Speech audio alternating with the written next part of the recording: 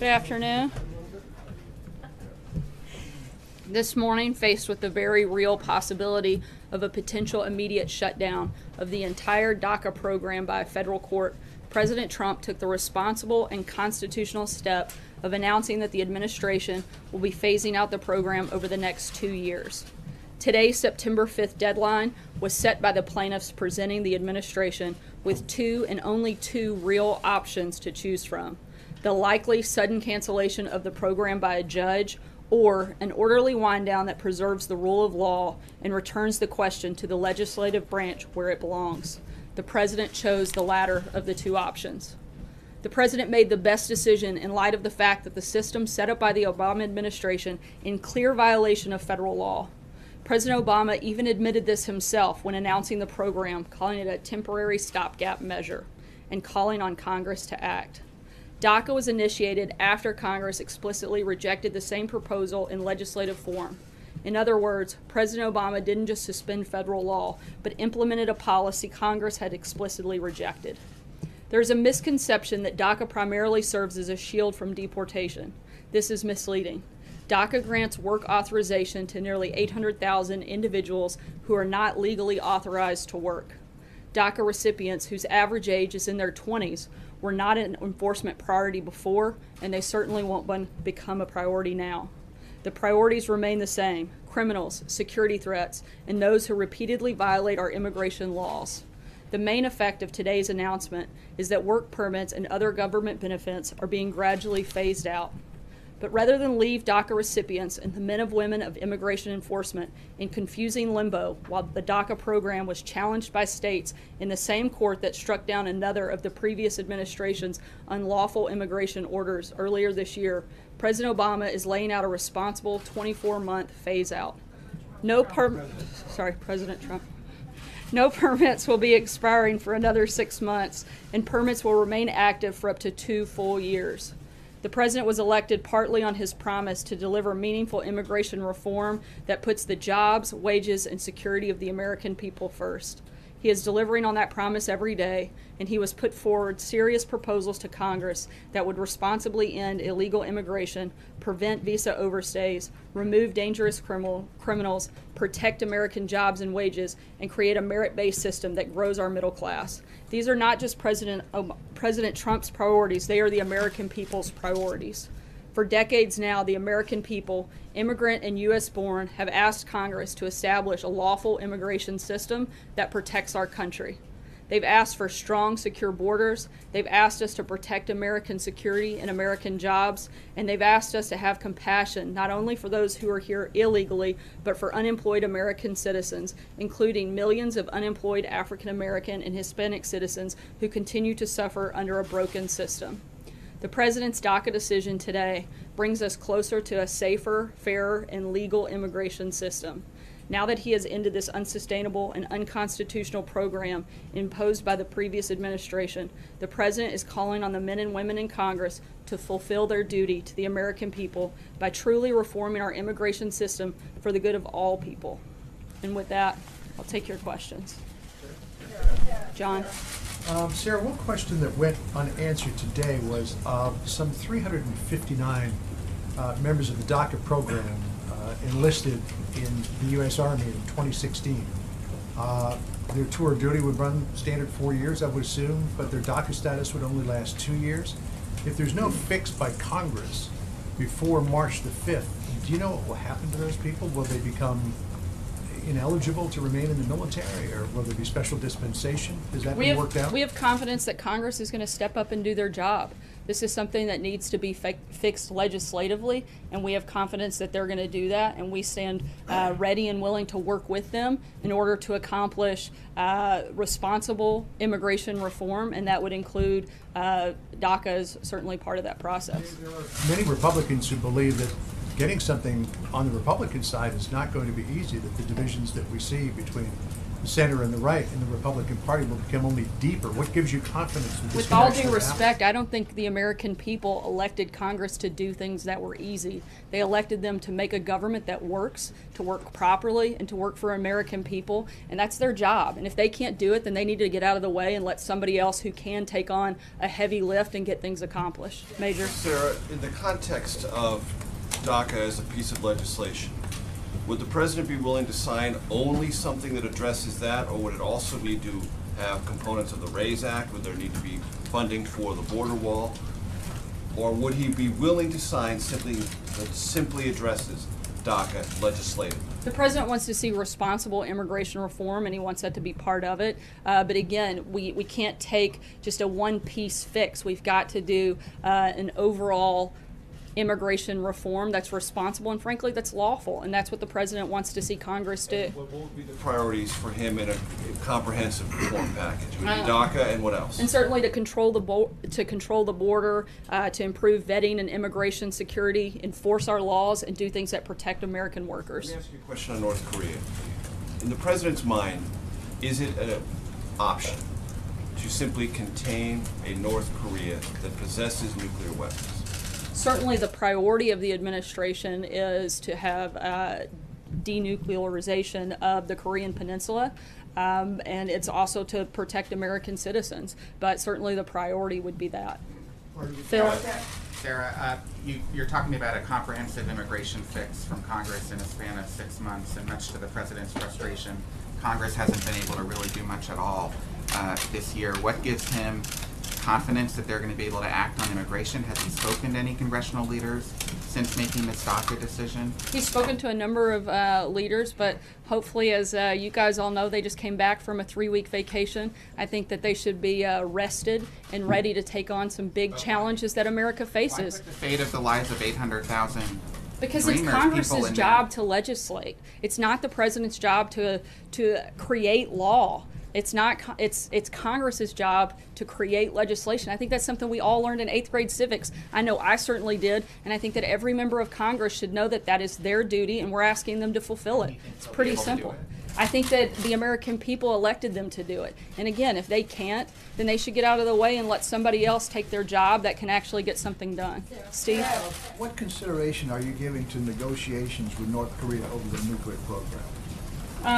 Look, I think in terms of negotiations, we're looking at putting aggressive measures both diplomatically, economically, and as we've said, all options are on the table, and we're going to continue to push for a safer and denuclearized Korean Peninsula, and that's the priority here. Jim? It sounds like the president is saying, and you're saying, that if we're going to allow the Dreamers to stay in this country, we want a wall. Is that accurate? I don't think that the president's been shy about the fact that he wants a wall, and certainly something that he feels is an important part of a responsible immigration reform package. Can I ask you one follow-up question? Why did the president not come out and make this announcement himself today? Why did he leave it to his attorney general? It's his decision. These kids and their lives are on the line because of what he's doing.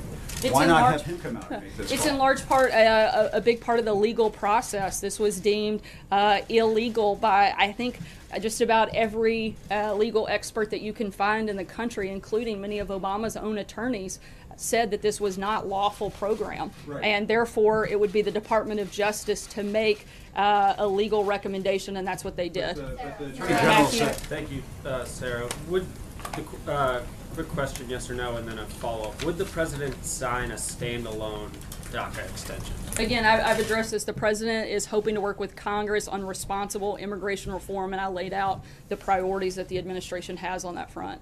So the president's voiced and you voiced some objections to the constitutionality of DACA. Where does the president stand on the program itself? I think that in the answers that I've given is that the president has been, and I think part of the reason that this is complicated and one of the reasons he's wrestled with this back and forth in large part is because this is not an easy one. and certainly something where he wants to be able to make a decision with compassion, but at the same time, you can't allow emotion to govern. And this has to be something where the law is put in place, and it's something that he would support if Congress puts it before him. You would support it if it came with. I'm just trying Again, to get the specifics. responsible Does it- immigration reform. We can't just have one tweak to the immigration system. We need really big fixes and big reform in this process, and we've laid out the principles that we feel are important in that. John Decker. Thank you, Sarah. Is this a position? What? Sorry, John Decker. Thanks, Sarah. All right, The look down. president, as recently as February, had expressed sympathy for the DACA recipients. Today, we heard in a statement from House Speaker Paul Ryan, who said that these so-called dreamers have done nothing wrong. Was this a difficult decision for the president to take this drastic action, given what he said as recently as February? And does he agree with House Speaker Paul Ryan that these individuals, 800,000 individuals, have done nothing wrong? I think largely yes, and that's why I said it was one of the things that the president wrestled with this decision all throughout the weekend. So I kind of addressed that, so I think that's pretty clear. It was just this weekend that he wrestled with it? It wasn't leading up to it? Well, no, I mean, I think we've been clear throughout the process. There wasn't a final decision made until over the weekend because of the back and forth and the complexity of the issue and the ability to make the right decision and allow Congress to actually do their job and provide a fix instead of just stopping the program. And that was a big point for the president. Jordan? Thanks, sir. I want to drill down a little more on what you mean when you say the president wants to act with heart and compassion with regard to these DACA recipients. Does that mean offering them a pathway to citizenship?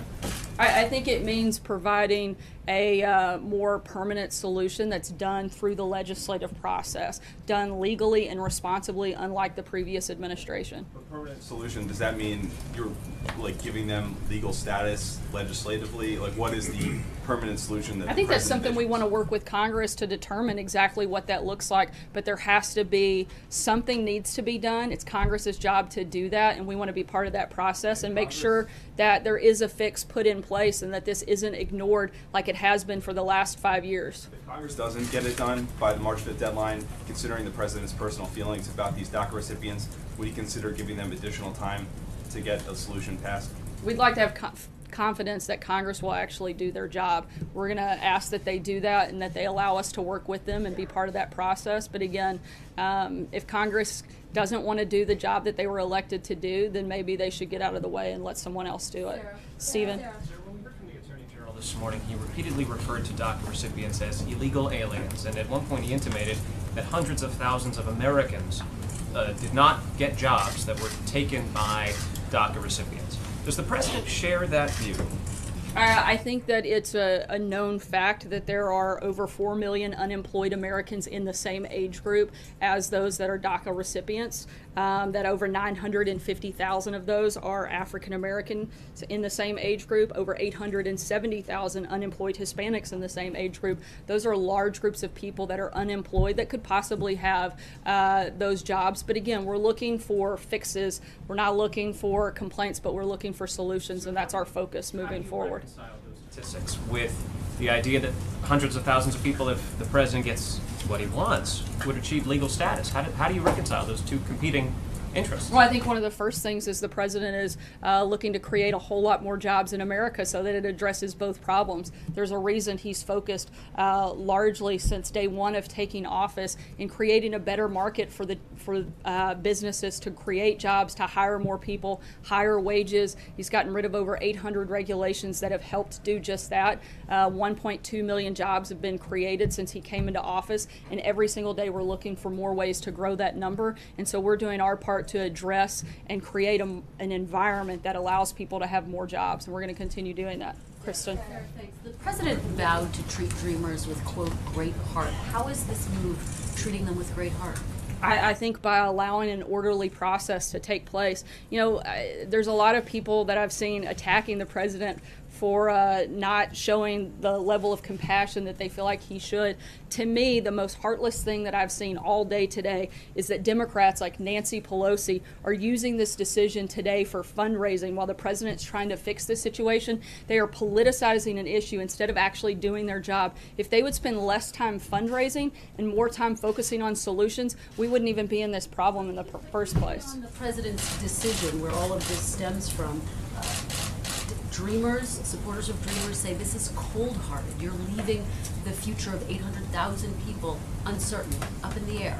What's your message to them? It's not cold-hearted for the president to uphold the law. We are a nation of law and order. And the day that we start to ignore the fact that we are that, then we throw away everything that gives these people a reason to want to come to our country. If we stop becoming the country that we were envisioned to be, then we throw away what makes us special, which makes America unique. This president's not willing to do that. The previous administration was, this one isn't. But we want to have real solutions. We want to have laws that address these problems, but it's Congress's job to legislate, not the president's. And we actually want to uphold the Constitution, and I think people across this country should be celebrating the fact that they have a president that is standing up and upholding the Constitution as he was elected to do. Margaret?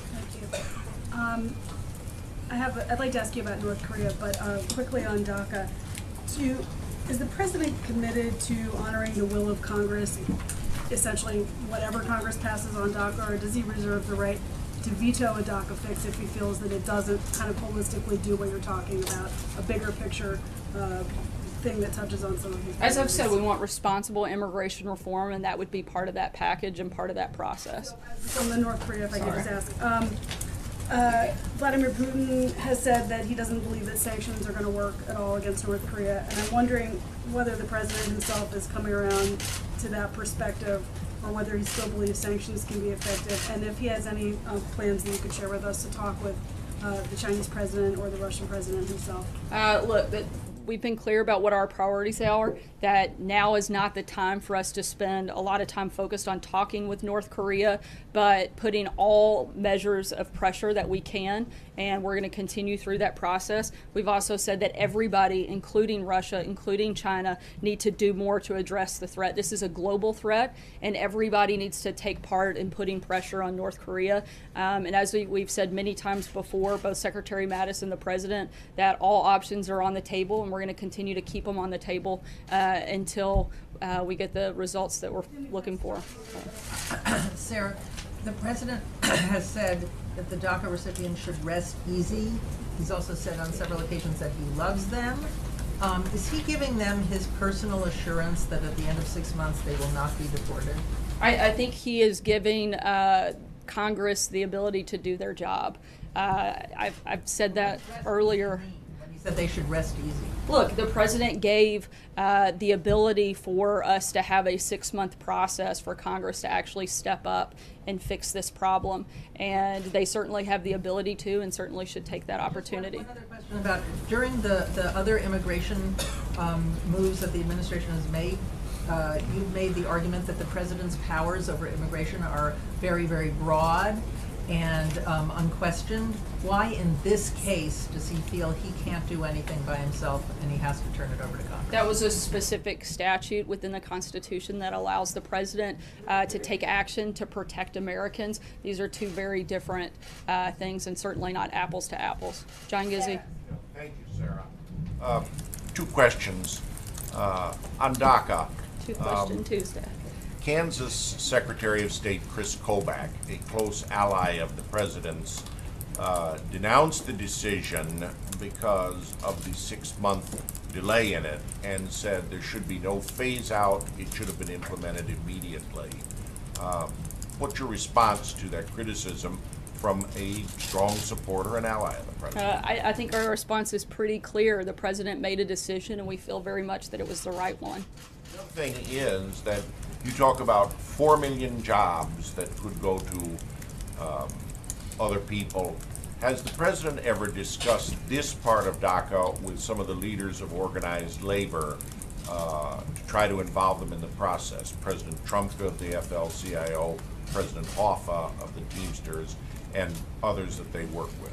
I'm not sure about specific conversations on that exact figure, but I do know that he has had conversations with individuals and relevant stakeholders in this process on both sides that know that that is an issue, whether DACA existed or not, the fact that there are 4 million people in this age group that are unemployed, and certainly why creating a better job market is a priority for the administration.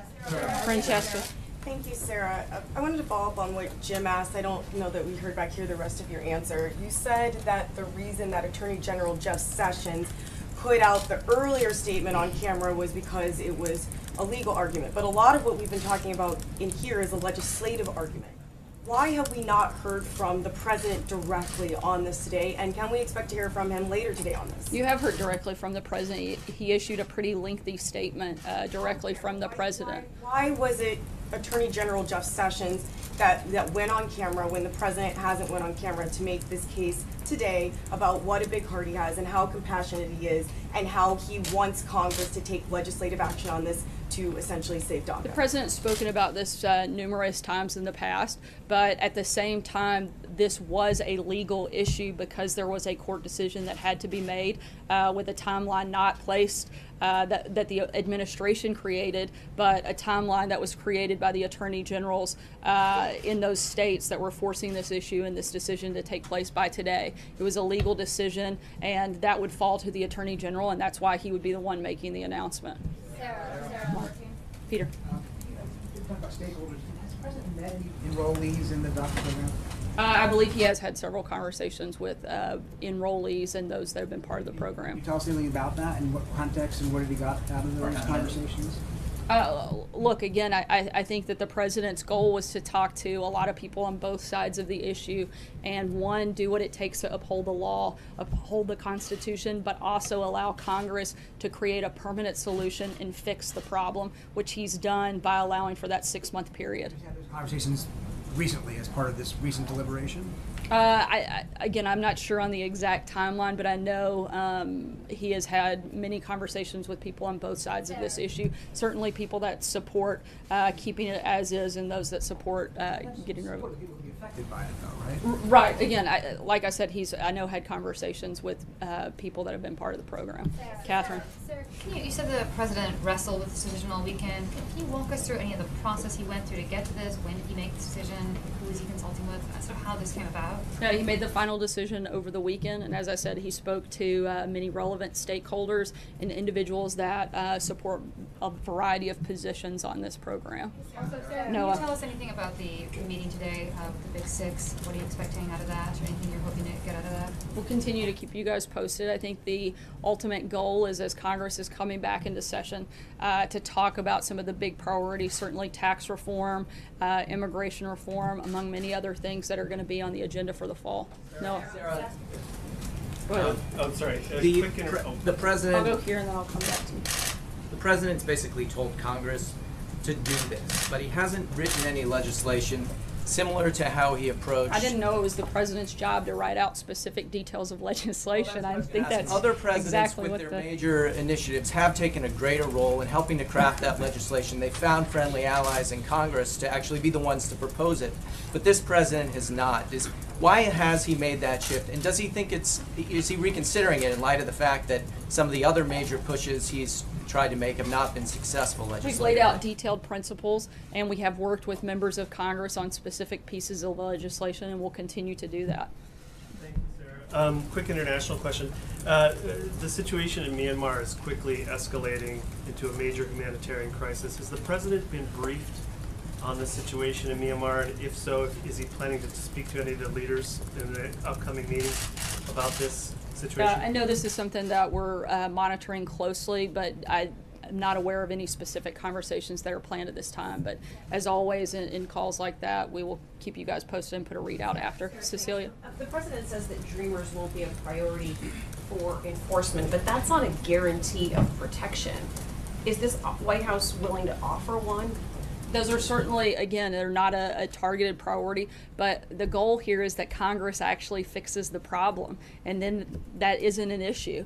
And so that's the focus over the next 6 months, is making sure that something takes place, that Congress does their job, and a real solution is implemented. But is there a way to put this in writing so that these 800,000 people who are very fearful of ending up in a country that they don't know have some guarantee that in fact they won't be deported in 6 months? I think that the statement that the president put out earlier today lays out what the priorities are and lays out what the focus of the administration is, and that if they are not targets, they are certainly not priority targets of this administration. They weren't before and they won't be now.